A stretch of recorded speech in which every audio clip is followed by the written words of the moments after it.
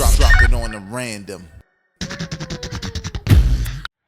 What up, y'all? Welcome to another episode of That Time in Hip Hop, a podcast about the history and nostalgia, but more importantly, the preservation of hip hop music and culture. I am your host, Vegas of Hip Hop Now Podcast. With me, as always, the homie Tone of IntoTheDome.com. What's good, bro? What's up, man? A little bit of water tonight, man. Just keeping it simple, bro. Yeah, I've been drinking a lot more water. I'm not drinking water right now, but all day, water, green tea, caffeinated, everything. Got to get serious cutting this weight, man. Yeah. But if you are watching this for the very first time, this is a podcast, like you said, it's a video podcast, but it's also an audio form about history in hip hop, whether that be albums, artists, events, movies, whatever, moments, whatever it may be. We talk about it from a historical perspective to what we may have heard, Tone being from South, me being from up top, you know what I'm saying? And sometimes, that kind of brings another perspective to things because we're touching all bases, you know what I'm saying, with some of these topics. And the last show we did was on Lil Kim and Foxy Brown, kind of bringing sex appeal to another level in hip hop. And Tone, we could talk about this real quick, man. The comments section was on fire more than ever. We've never had it like that. No. What's your thoughts on that? It's a good thing, as far as people had strong opinions about the show.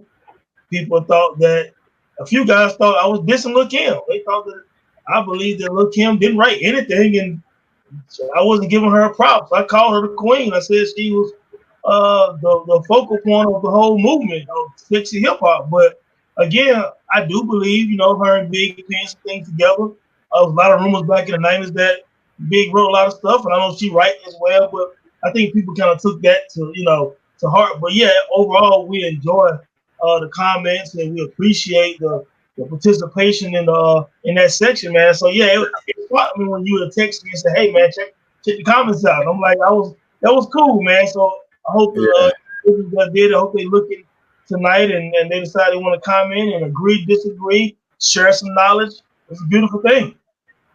Yeah, and it was kind of something I anticipated when we had the topic there, like as we were talking about it, only because before there were Bay fans, there was the Beehive, you know what I'm saying? And that's Lil Kim fans, and they do not play, even if they get a hint of slander, which we weren't doing, obviously, they're ready to go in. But again, like Tone said, it's really about the conversation. It's really about, if we didn't say something or mention something or didn't make anything clear, please leave your comments in the comments section below, because that's what it's about. You know what I'm saying? It's about preserving the culture and what happened, the memories and stuff like that. But let's get into the show. We're going to get into what we like to do, and it's called This Week in Hip Hop. And This Week in Hip Hop, let's see, the year was 2003, August 19, 2003. T.I. released his sophomore album, Trap Music. Tone, probably my favorite T.I. album, to be honest, out of the whole catalog, even though there's some that are really close. But T.I. sophomore album, Trap Music, drops. Can he do it again? Is he a flash in the pan? Did he get better? Did he sell out a little bit as far as the debut album? What are your thoughts on that album? Hey, you know what? Trap Music was his coming out party to me. I'm Serious was making waves down in Atlanta and some on the East Coast, and he had a couple of nice little joints on there. But Trap Music, set the stage for T.I. to become who he is today. And Trap Music is a dope album, man. Dope beats, dope rhymes. T.I. was able to really show his swag and versatility and in his style and his rhymes. So yeah, man, I thought it was dope. I thought that it was the leeway into him being a superstar. You know what I'm saying? I remember I was a manager at a few group homes at the time for Trouble Youth, and one of my staff came up driving pumping 24s.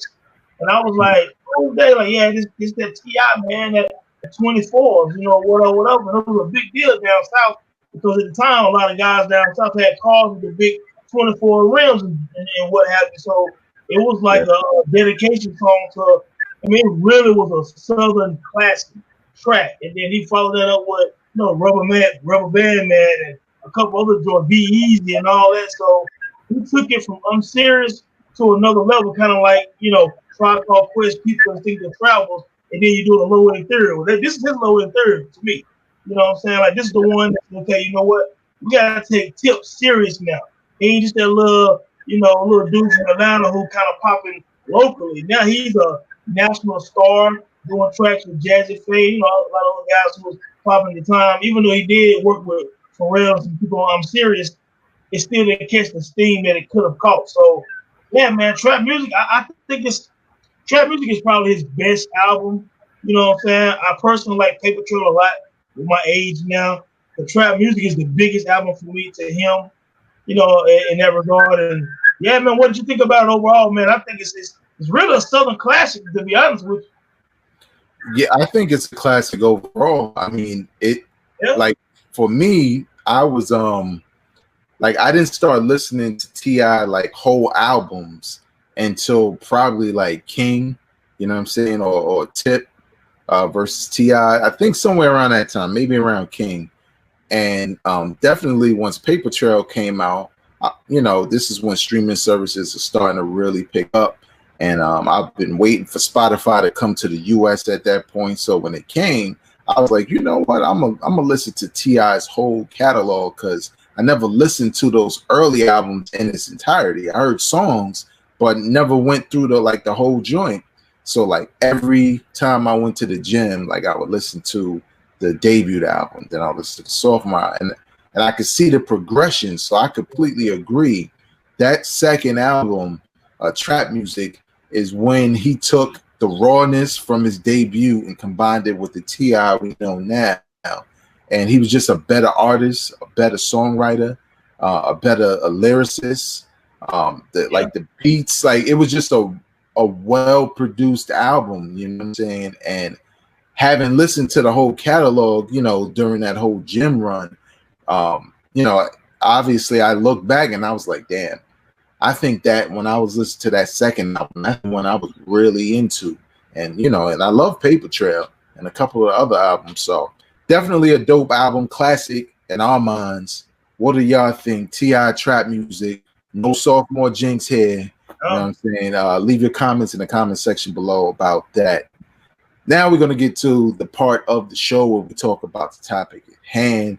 We're going to talk about a man who we've talked about him in so many different ways throughout doing this show. But we're going to talk about something specific. Obviously, a specific album. So it's a little bit different from the other shows you may have seen that feature this man. But Tone, go ahead and do the honors and tell people what we're here to talk about. Yeah, man. Today we're here to talk about LL Cool J dropping Mr. Smith album in November of 1995. Now, let me just give you a little history just from my perspective about the importance of this time and this album. LL Cool J kind of resurrected himself again with Mr. Smith the same way he did, having Radio, Bigger and Deaf and all that. Then he did Walking with a Panther. And even though it had some hits on it, people was like, maybe this is the end of LL run. We were really feeling it. And he came back with Marley Marl and Mama Said Knock You Out. You know what I'm saying? So he was back again. Now, a few years later, he does that 14 Shots to the Dome in like 93. And then it's kind of like, once again, it's, we like pink cookies, but I think now this is finally the end of LL Cool J. He's a legend. He did his thing. It's 1993. We ain't really feeling this album, even though he has some hard-hitting producers on it. 93, we got the Wu-Tang Clan is reigning on the East Coast. You got Snoop Dogg running hip-hop. And it's like, it's just not enough to keep LL head above water. You know what I'm saying? And then he disappears for a little while after the smoke clears or whatever. And it's like, well, maybe LL is done. All of a sudden, you're hearing about LL back in the studio. You know what I'm saying? Now it's 1995, Nas has dropped Illmatic. Outkast has dropped Southern Playalistic. Biggie has dropped Ready to Die. Snoop Dogg has dropped Doggy Style. Ice Cube is still popping on the West Coast. Is there any room for LL Cool J again? It's like, well, LL is dead now. He has 8-9 years done. All of a sudden, you hear something like, "Hey, Love with Boys the Men." You say, well, it's nice little joint. Boys the Men is hot. You know what I'm saying? It's on the radio. Then all of a sudden, this track called "Doing It" come on, and I'm like, wait a minute, this is about to tear the clubs apart, and it really tore the clubs apart. Bang, I'm still sitting there like, you know what? He's still popping. I hear Lounging, remix with Total. And I'm like, well, damn, LL Cool J ain't playing right now. And then, I know we're gonna revisit all of this information I'm talking about right now. But then I heard "I Shot You," and I saw the video for "I Shot You" remix. And before I go any further, what did you think in 1995 when Mrs. Smith dropped? And then I'm gonna go back to some of my stories I want to tell. I honestly like the first, because like back then, you know, like 1995, I was in like, it was my freshman year at Morgan State University in Baltimore, and for me, like, you know, we were like big on the mixtape scene. Like, you know, we came from home, we bought all these mixtapes. Everybody got different mixtapes, got exclusives on it, and the first song I heard before I even knew it was coming was on a mixtape. It was a joint called "No Airplay," and when I heard that, I was like, yo, this is LL? Yeah. Like this is LL rhyming? And I remember I played that song to death, and then I heard about the Mrs. Smith joint, and, you know, obviously I was thinking about it being more of a hardcore album because I had bought 14 Shots to the Dome when it came out, and I was a little disappointed. It was a couple of joints on there that was dope, obviously, but it felt like, you know, L was trying to adapt to what was happening at the time. Like, even when you look at the cover of the album with the Black Army fatigues on, like, that wasn't his era. That was, you know, that's Nas and them and Boot Camp and all that. So when he had the No Airplay joint, I was like, okay, LL can still rhyme. Then, like you said, when he dropped the Hey Lover with Boyz II Men, and I saw the video, and I was just like, yo, this record is perfect. Like, the beat is perfect, the singing is perfect, like everything about it. And, you know, LL doing what he did, and then I heard Doing It on a mixtape, because this was before the album came out. And I, you know, you freshman year in college, you like, yo, I can't wait till we go to a party. I know this joint getting played. It was just crazy because, like you said, when 14 Shots to the Dome came out, it was just too much new, young, exciting competition on the East Coast for us to feel like LL mattered anymore. You know what I'm saying? Plus, other older hip hop artists like Run DMC was fading, also, or had faded. They already had their run with Down with the King remix.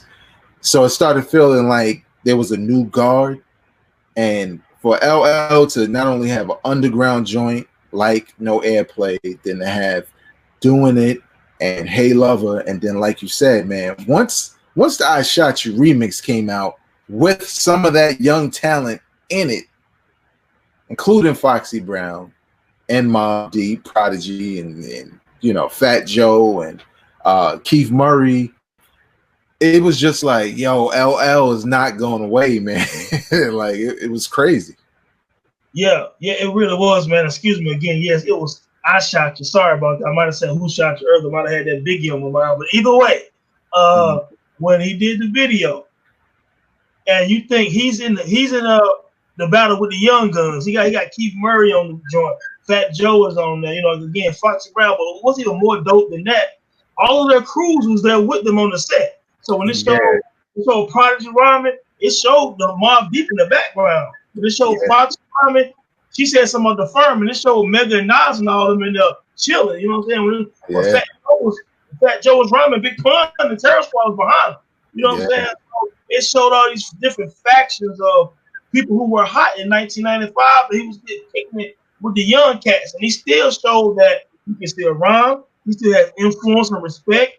It's 1995, which is 10 years after radio dropped in 1985. So who else was spitting like this in 95 after he came from the era of Kool Moe Dee, Run DMC, and Houdini, even before the golden era of Rakim, Paris, One Kane, and G-Rap, and Slick Rick. LL is from the era before them. Before Rakim. Before Rakim. You know what I'm saying?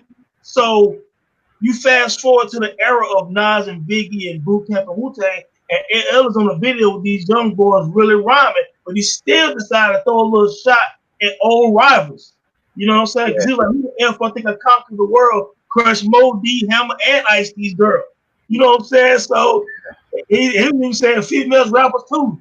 I don't give a boot. You know what I'm saying? Like LL was in his bag, man, and it just goes to show that when you really love hip hop, he took the time to go back to the drawing board, you know what I'm saying? Do the songs like the Hey Love and all that where he's in his comfort zone. LL is the latest, man. So he went back to that. He went back to doing it for the clubs. He got the radio joint, you know, with Lounge and with Total, you know what I'm saying, which was very dope. Total was hot at the time with Bad Boy. And then even when you look at the album, babe, he does a song called Hip Hop, and he's talking about all the eras up to 95. He's naming people. He's giving them love. You know what I'm saying? He's been missing Nas and all them hip hop. You know what I'm saying? So it was just one of the things where he put a complete project together 10 years after his debut, man. And I got so much more to say about the album, man. But, you know, please chime in, man. Like when you first started listening to the album, you know, what was some standout joints and how was you feeling when you first heard Mr. Smith? When I first heard it, I mean, I think I'd like, because we had heard so many records off of it. I really dug it. I like it's again. I think I said this on my podcast recently.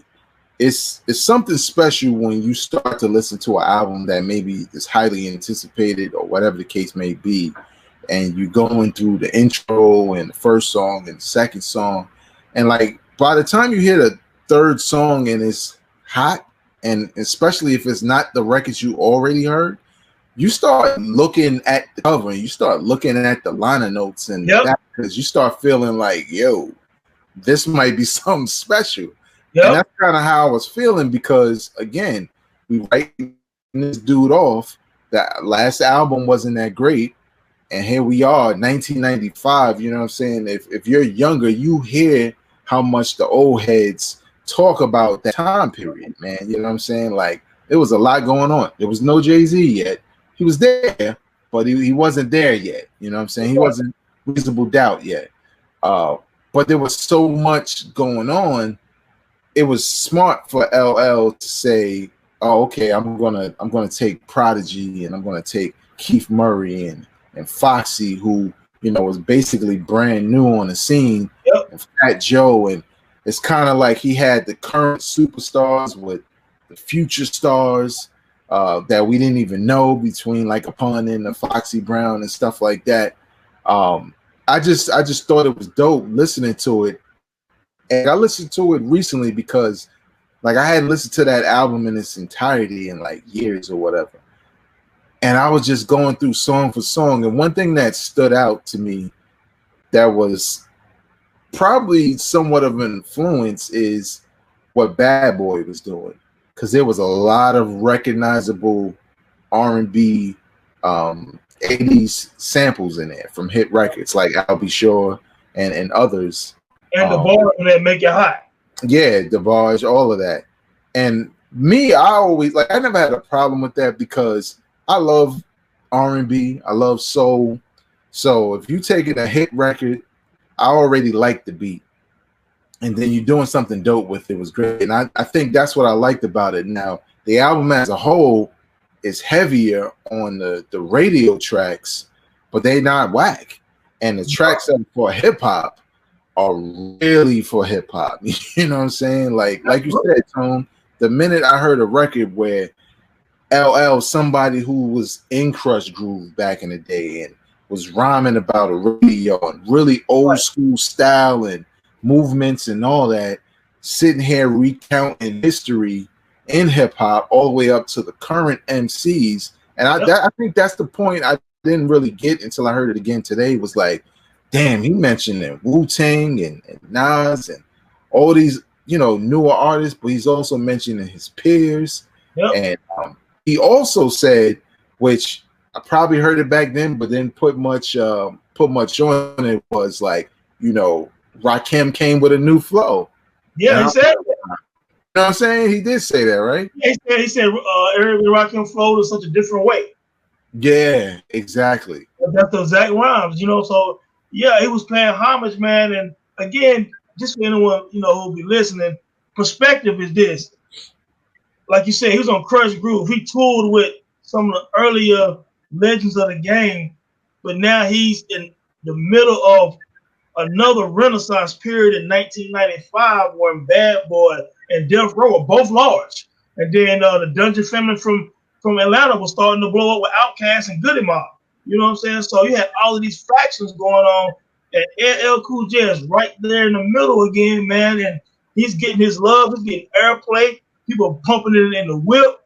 And, it's like, wow, another Mama Said Knock You Out for the most part. I mean, he came out swinging again, literally. Even though I shot your video, he's in the ring throwing blows. You know what I'm saying? So he gave me that whole Mama Said Knock You Out thing again because he's back in a boxing ring and he's in combat again. Like he's focused all over again to fight the competition, to fight Father Time. You know what I'm saying? And just all of those things wrapped in one. I just think that wasn't a coincidence that from Mama Said Knock You Out resurgence to the I Shot Your remix, he's boxing and he's fighting.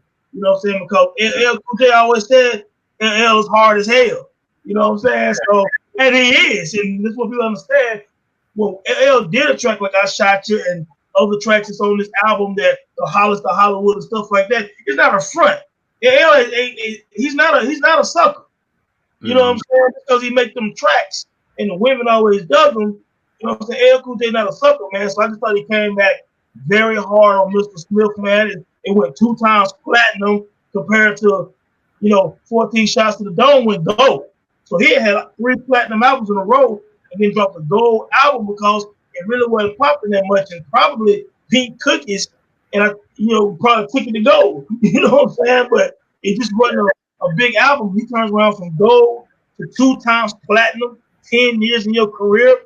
So anyone who understands how the record business works, that doesn't really happen. Nah, it doesn't. And it's a testament to him as an artist and a person with strategy, you know what I'm saying? Like with what he's doing, because it wouldn't be the last time that he would gather up MCs who were popping at the time to kind of relaunch himself.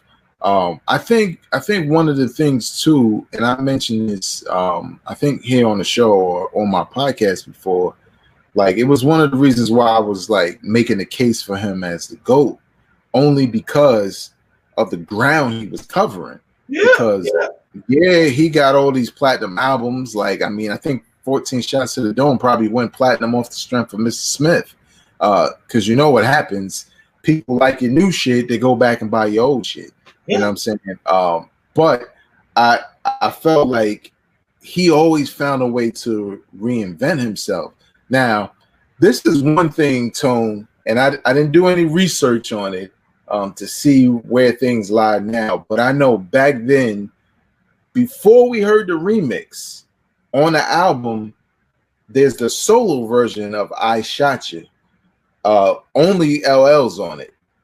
Yeah. But when I first heard LL made a song called I Shot You, I was like, oh, this one is about Tupac. Because later on, when Tupac, after he passed, and Machiavelli came out and he was talking about all the old rappers, looking flat, being sick, I just felt for some reason that the whole Shot You and then Bad Boy saying, no, it's not about Tupac. And then it was like, all of a sudden, LL comes out with a song called I Shot You. And I started to think like, damn, does he have beef with Tupac? Because I know Pac had beef with some old school rappers as well. Well, I'm glad you brought that up because I was going to bring that up. So great minds think alike. So several rumors was going on during that time. And like you said, once Pac passed away, and all these Machiavelli unreleased songs came out, you will see that they did have beef. So there's a couple of Machiavelli tracks that anyone listen go back and listen to where he said, "Hey, I rock your mother effing bells." You know what I'm saying? Like he said a whole bunch of stuff about LL Cool J. You know what I'm saying? Dissing LL. Now some rumors was because LL at one point, just rumors, allegedly, LL was dealing with Kidada Jones, Quincy Jones' daughter.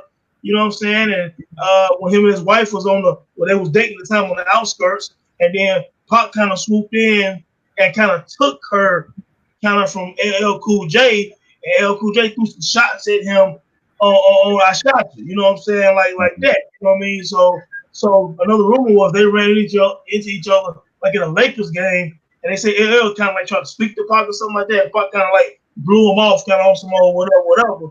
But they said LL Cool J was dealing with Kidada Jones at one point, and then Pac kind of swooped in like that. So I believe there is some validity to the Pac and LL thing because Pac was very passionate in his distance towards LL on those unreleased songs that we didn't hear till after he passed away. You know what I'm saying? LL always found a way later in the game to show Pac respect. LL's a grown man, so he's never gonna say nothing about that brother after he passed away. He even showed him love on the Drink Champs a few years ago when he was with Nori and all of them.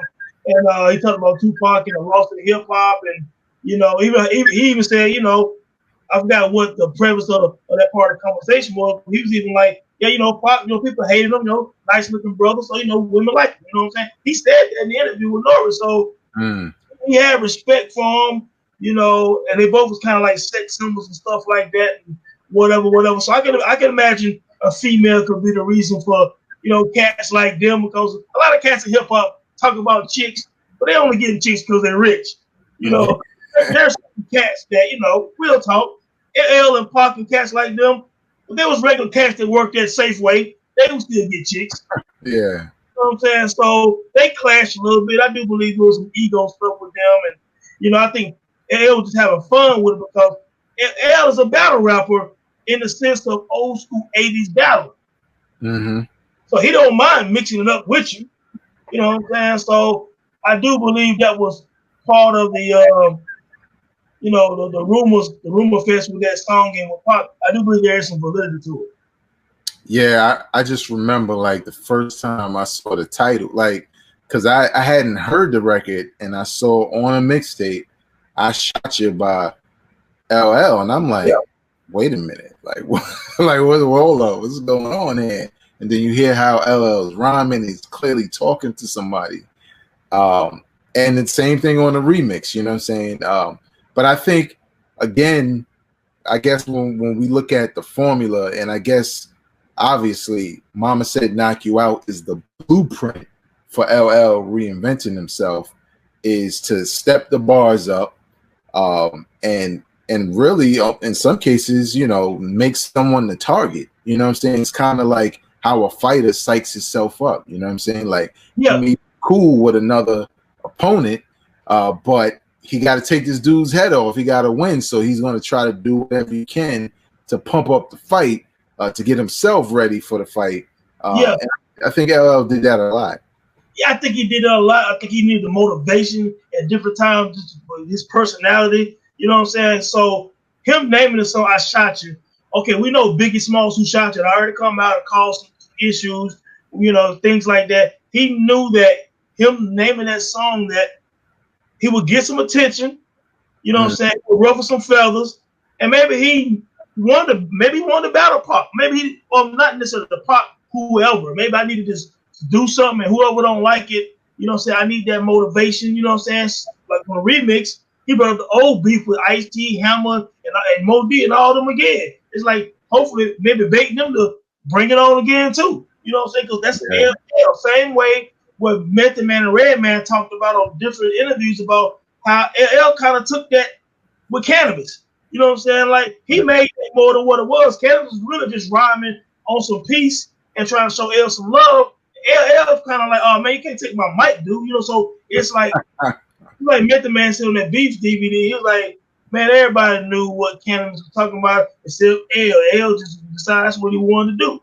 You know what I'm saying? That's how it is. He said, you remember To the Break of Dawn? That's what Method Man said. So that's just LL, man. He's always been the type that will throw some shots, you know, because he liked to box. You know what I'm saying? Yeah. So he didn't mind doing that, man. But that also takes Mr. Smith again to the next level, because you got Hey Level with Boys the Men at the height of their career, but then you got I Shot You where you diss all these rappers. On the same album. Then you got, you know, street joints like the Mr. Smith sound title track. You know, you got Hollis to Hollywood.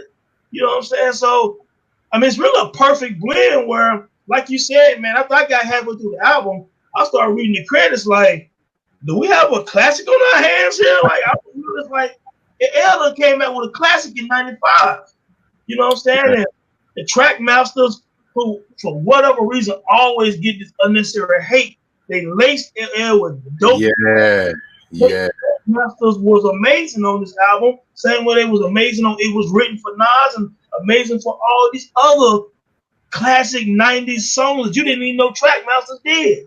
You know, so the production was dope, bro. Some Easy Mo B on there, like it, and that's the thing. Like you said, you're listening for one. You're writing LL off for the most part, but you're hearing things here and there, and you're thinking to yourself like, "Yo, this album might be crazy." Then you get the album, and it's that good. Real quick, also, there's a bonus track on Mr. Smith called "Papa Love It." It's also, if I'm not mistaken, on the show soundtrack. Because the Soul soundtrack came out around the same time. So, yeah, check that song out for anyone listening who don't recognize the name. Papa Love It. I mean, that joint, it's one of them kind of sexy bangers too. You know what I'm saying? Like talking to the chicks with the beat bang. Yeah, man, Papa Love It. Check that out too, man. Real dope song. I also, to add to what was going on, I remember also like when Doing It came out and a video was coming out, and who was featured on there? Sweet Tea. She had changed her name to something else around that time, but Sweet Tea, old school female hip hop rapper. She's the one on the hook saying doing it well, right? And LL didn't want her in the video. This is what Sweet Tea was saying. This is before Twitter rants and Twitter beefs and Instagram posts and stuff like that. This was just straight hip hop reporting from numerous magazines and stuff like that. But LL supposedly didn't want her in the video because she had recently had a baby and gained some weight. So he thought she looked fat. Now, this is the funny part though. In 1995, around the time when that song was out and the album was out, at Morgan State University, the homecoming was the show, because the show for the movie, they did a tour. You know what I'm saying? And that tour came to Morgan State, and Sweet Tea performed. Yeah, she had a song on the school soundtrack. Yeah, she had a song on the soundtrack. What's Up Star? And What's Up Star? And I remember, like, because I was just looking and like, oh yeah, Sweet Tea's here. And when she got on stage, I was like, yo, it's a different time, because it's a different time now, I should say, because she just looked thick, like in a good way. You know what I'm saying? But LL was saying she looked fat. And that's what I was expecting. Like, because, we remember Sweet Tea from back in the days. Yeah. And obviously she had a kid, so she's going to gain a little weight. But it was the good weight. You know what I'm saying? It was the good look. But that was a huge controversy back then that LL had to kind of dispel also, because it was making him look like he was body shaming her by not having her in the video. She wasn't in the video as a result. So crazy. But all right, so Tone, Mr. Smith comes out, you know what I'm saying? We flirting with classic with it. And the scale of the albums that he has, like, where does it rank amongst the classics he have, or the best albums he has? Is it at the top? Is it top 5, top 3? What? Yeah, I mean, it definitely is top 5, because when I look at LL Cool J's career, for me, and this is no order or whatever, but you got Radio. I love Radio is legendary. You got Bigger and Delta. You got Mama Said Knock You Out. Yeah. Mr. Smith right there after Mama Said Knock You Out. You could argue now, Big and Deaf was dope. I don't know how you would rank Big and Duffer, but I would definitely say that Radio, Big and Duffer, Mama Said Knock You Out, and Mr. Smith, to me, are his 4 best albums. I would probably give Radio, just maybe nostalgia purposes. So it's the most legendary album of his. Yeah. You could say Mama Said Knock You Out is the best album of LL Cool J, with the way Marlon Mark did the production and how just how dark and gangster it was. So I would say it's in his top 5, actually top 4. You know what I'm saying? Yeah. It could be top 3 if you want to move Bigger and Duffer down and move Mama Said and Mr. Smith up and put Bigger and Duffer at number 4. I don't know. I mean, that'd be good debate purpose. I'd like to see what people think in terms of LL's discography and where you rank, Mr. Smith compared to the other 3 I named, or maybe another one they can pull out that they like. Maybe they like Walking with a Contra, whatever, or 14 Shots or Phenomenon or whatever. But those are the best 4, man. So I would say it's ranked around 3 or 4. You know what I'm saying? Yeah, I agree. I think it's definitely in his top 5.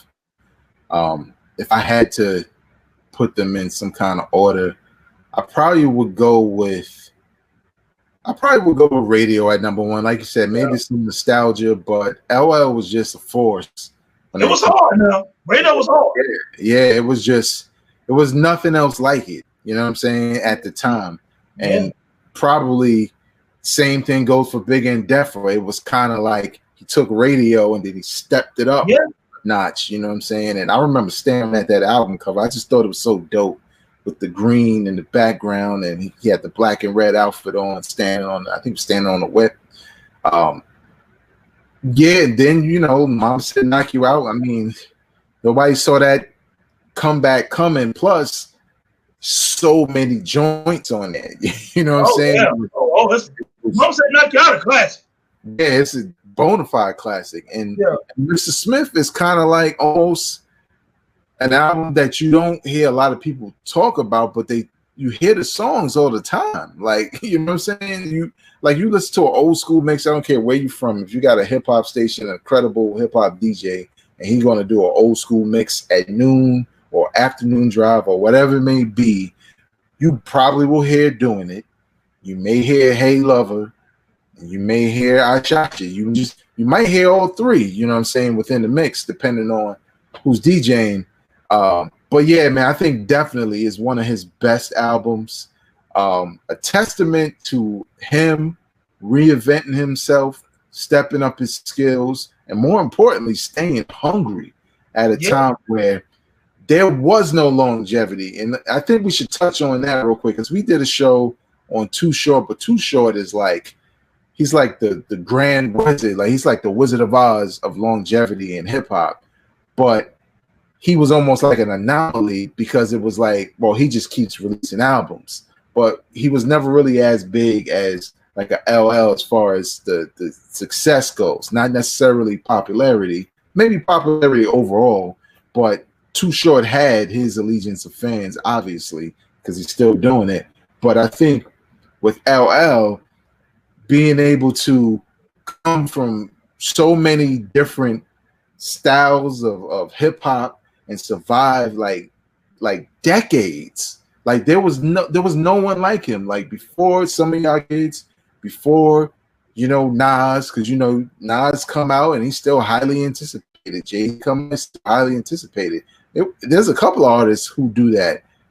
That wasn't the case. It was kind of like probably was LL and Too Short, really. You know what I'm saying? Because at some point, some of your favorite artists, like you mentioned, LL came out before Rakim. Well, Rakim started to fade after a while. You know what I'm saying? His music wasn't as great. He wasn't putting out as much. You know what I'm saying? Big Daddy Kane had kind of fell off already. So it's crazy. Run DMC was already gone. It's crazy to see LL be in that early 80s of breakdancing and graffiti and the 5 elements of hip hop. Yeah. Then to see him in the early 90s, you know what I'm saying, or the mid 90s or whatever, when it's East Coast Renaissance and now there's all these new rappers and all the old guard are going out. away and he's still here. And then to see LL still have hits in like the late 90s, early 2000s. Yeah, absolutely. Which is crazy to even think about. Nobody, if we're being honest, anytime we think of a GOAT list, you cannot bring this list up and not acknowledge James Todd Smith. Because first of all, he had an album called The GOAT. You know what I'm saying? He started the terminology of the GOAT. He called himself the GOAT, greatest of all time, back in 2000 when he was still battling cannabis. He called himself the GOAT.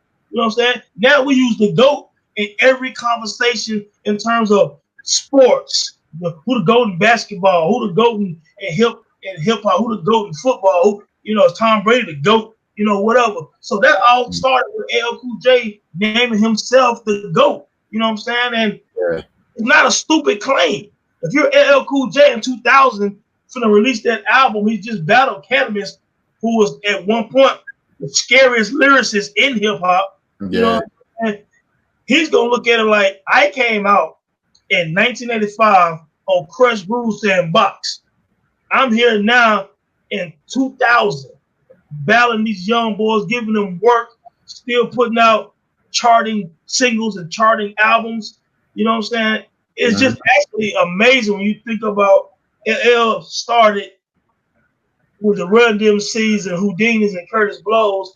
He transitions through the G-Rap and Rakim and Golden Era, Slick Rick and everyone, tours with them, rocks with them, all of this stuff like that. Goes through 93 when Snoop and Dre is running hip hop and still is making, at the end of the day, 14 Shots did have like 2 or 3 singles and still charted, And then you fast forward to 95 and Biggie and Bad Boys large, Tupac Big Against the World and all of this stuff like that. East Coast, West Coast beef is starting to brew. LL puts out arguably top 3 or 4 albums in his catalog and a classic potentially. And then you still moving up past the DMX era. He does the 4-3-2-1 with DMX, Master P, Cannabis, Red and Meth. So he's really in it. He's lasted he went through the Hard Knock Life era.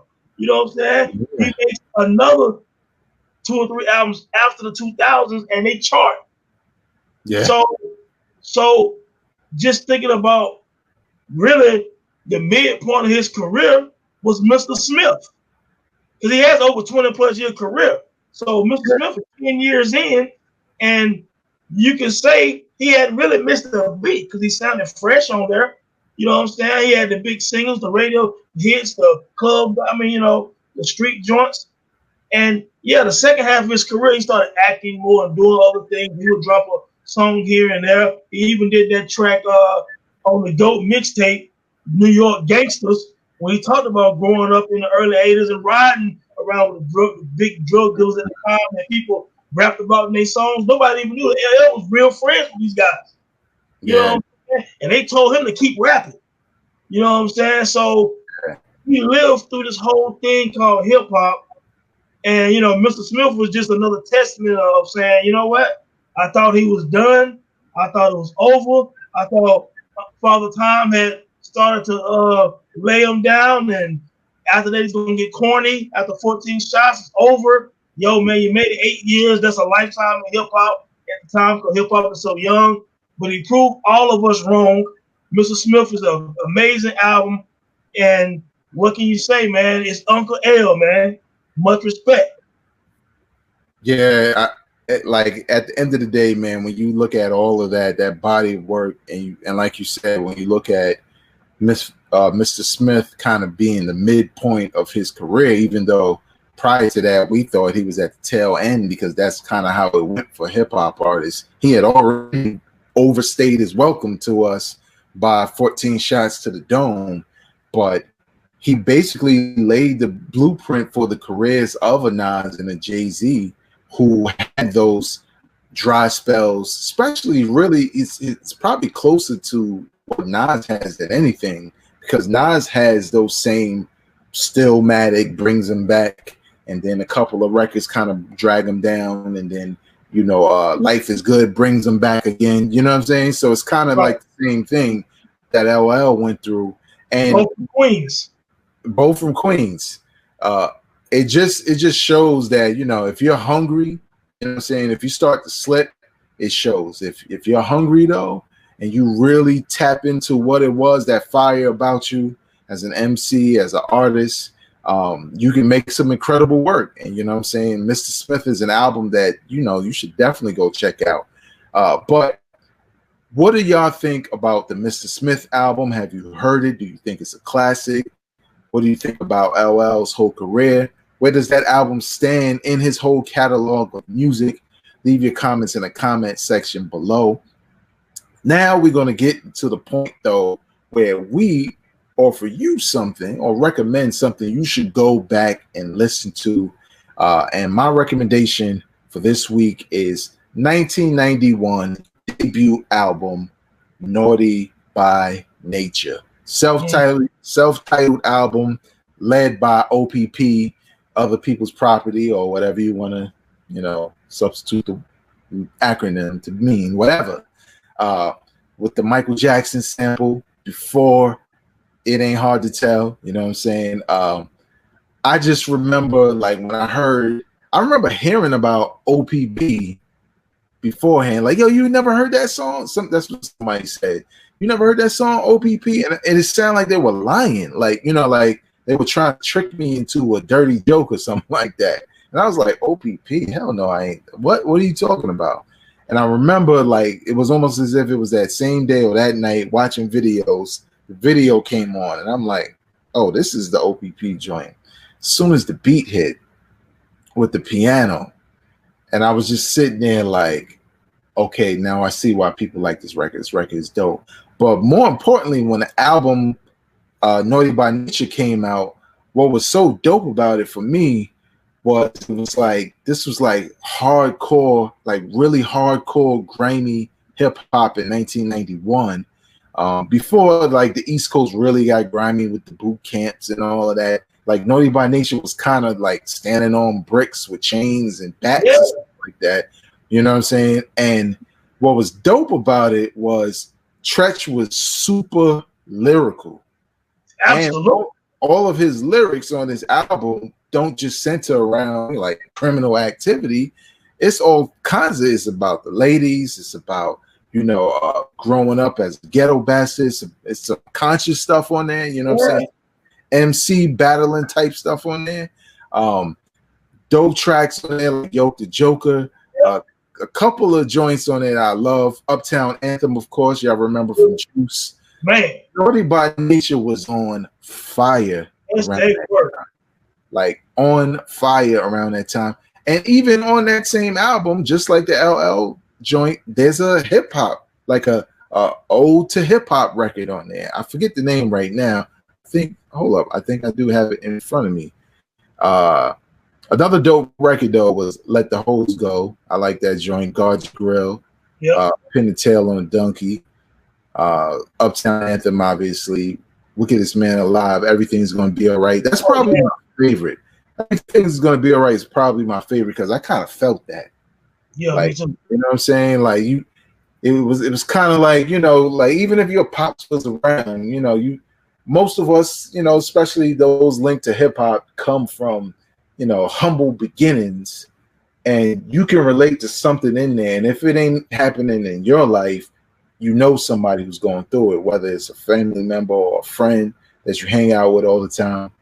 And I just remember the melody, the piano on that record. I mean, the production on this album is ridiculous. So that's my recommendation. Naughty by Nature's debut album out of 1991.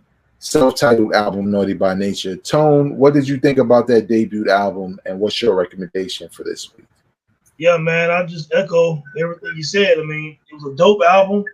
You know, Treach is an amazing MC. First, let me just say this real quick. Treach is super lyrical. He has aggression and emotion. He can be smooth for the chicks. He ain't no sucker. You know what I'm saying? So even though they was making the OPP and all that, you didn't step to Naughty by Nature on some old sucker type whatever. I mean, Treach was like that. You know what I'm saying? So he had respect from the hardcore fans, and hardcore lyricists respected Treach.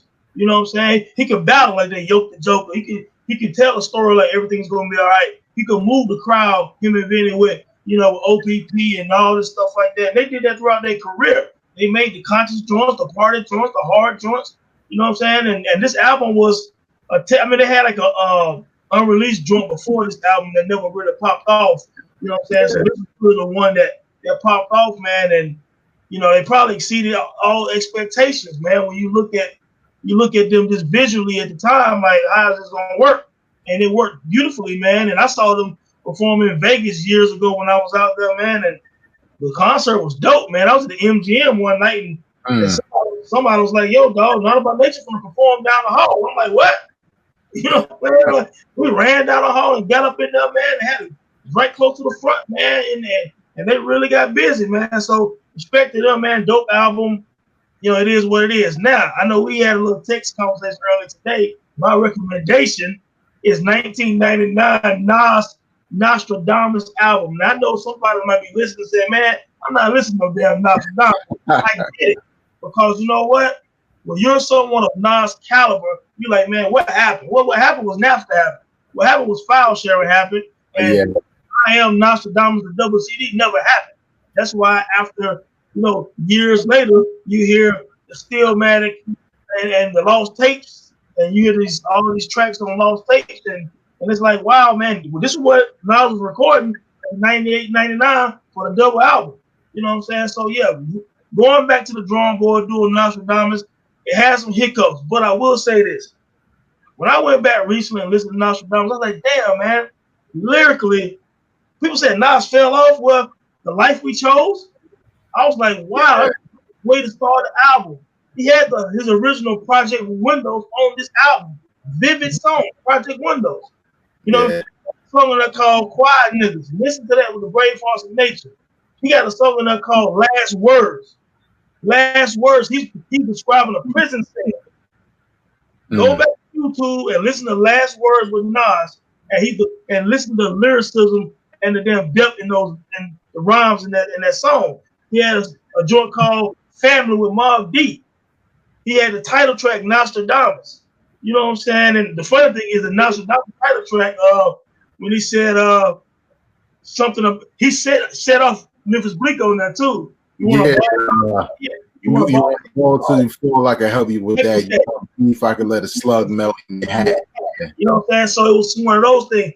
Also, Come and Get Me. See, a lot of people don't understand. Come and Get Me was a diss to Jay-Z.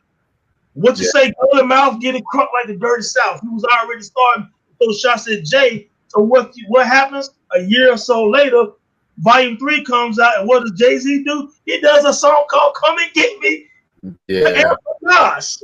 You know what I'm saying? So Nas' song called Come and Get Me, Jay-Z does the exact same song on Volume 3. A lot of casual fans don't understand what they were doing already. Go listen to Come and Get Me from Jay-Z. He is going right at Nas. You know what I'm saying? He is going right at him when I was saying his name. Same thing Nas did. He went at Rockefeller on Nostradamus on the low. You know what I'm saying? So, yeah, God love us. You know what I'm saying? Like, some of us have angels.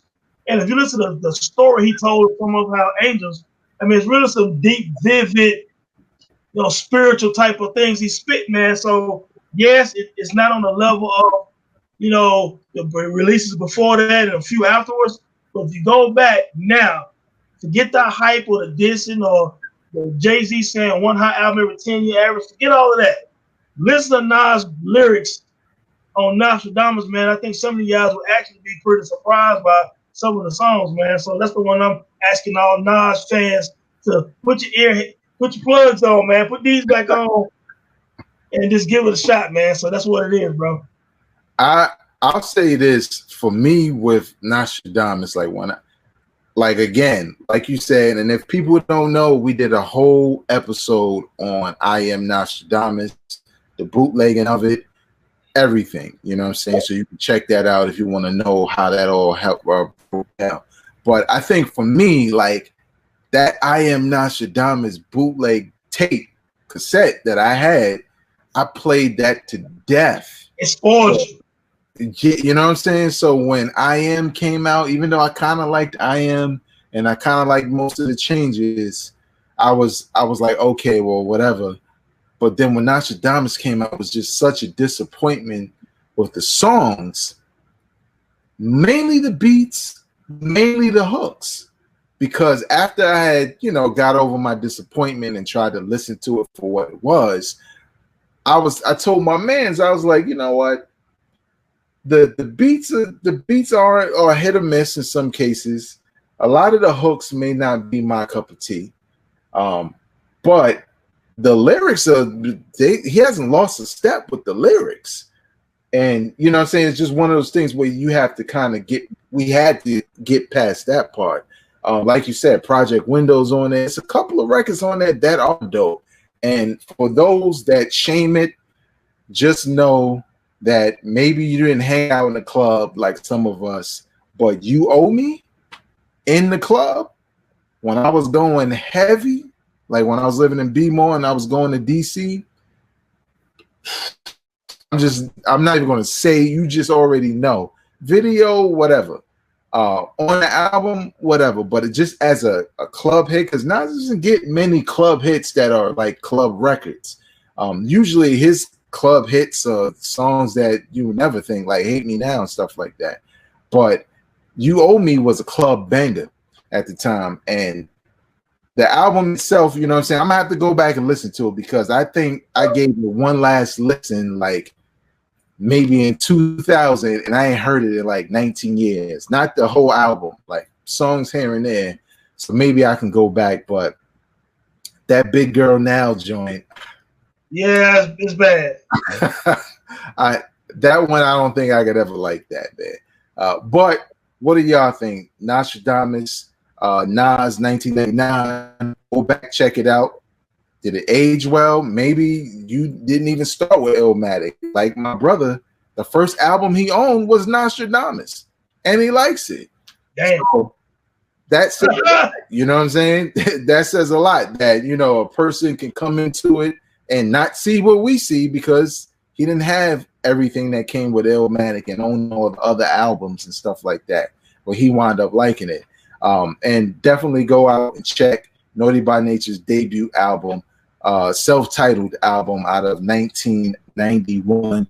That's going to do it for us on this episode. We hope you enjoyed it. If you enjoyed it, hit that like button. If you love it, subscribe to this podcast. It's very easy on YouTube. But also know that we have an audio version of this podcast that you can get just by searching anywhere where you listen to podcasts. Just search for the words Hip Hop Now Podcast. And within that same stream of Hip Hop Now Podcast, you'll also find That Time in Hip Hop, the audio version. On behalf of the homie Tone of ToTheDome.com and myself, Vegas, of Hip Hop Now Podcast, go out and support real hip hop. Like my new album with Kill. It's called Keep Calm, We Brought Friends. Yes, sir. All right. Peace. Peace. Drop it on the random.